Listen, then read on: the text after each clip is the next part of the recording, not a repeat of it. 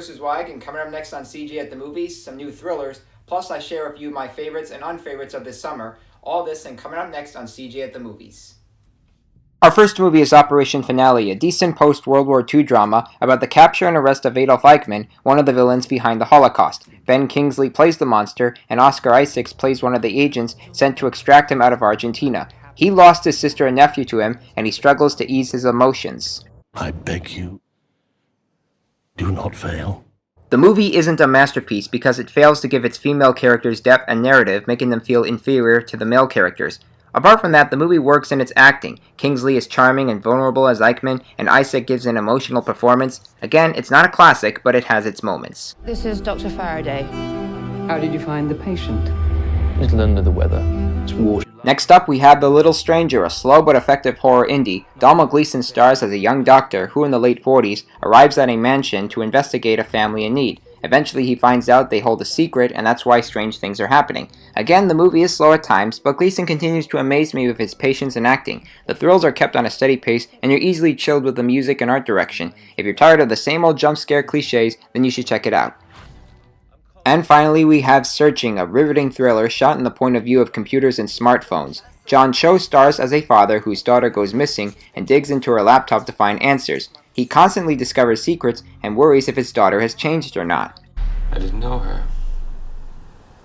I didn't know my daughter. Cho gives one of his best performances in the ways he deals with his emotions and struggles to find the outcome of the mystery. This plays like a Hitchcock thriller with the timing, precisions, and secrets. If you're looking for a smart new thriller out, then Searching is the one for you. Now it's time for me to share with you my favorites and unfavorites of this summer, and let's start with my favorites. Number 5, Blindspotting, a gripping and sometimes funny picture about the poetic justice and true stereotypes that rips this nation apart. Number 4, 8th Grade, a touching, smart, and humorous coming-of-age indie. Number 3, Mission Impossible Fallout, the summer's best blockbuster, even more so than Avengers Infinity War. Number 2, Leave No Trace, a clean, sensitive, and warm-hearted indie with such radiant performances from Ben Foster and Thomasin McKenzie. And the best movie I saw this summer was BlacKkKlansman, Spike Lee's latest joint that ranks with some of his early 90s work like Malcolm X and Do the Right Thing. It's so far the year's best film. Now let's get to the worst movies of the summer.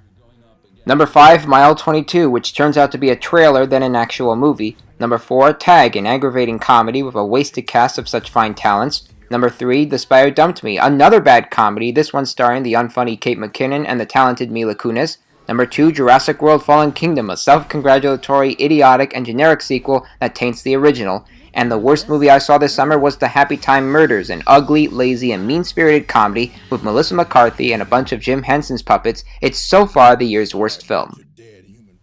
So, Searching is the new movie of the week, and you can check out BlacKkKlansman, which is still in theaters, and come back in December when you find out the worst and the best films I've seen all year. I'm Chris Zweig, and I'll see you at the movies.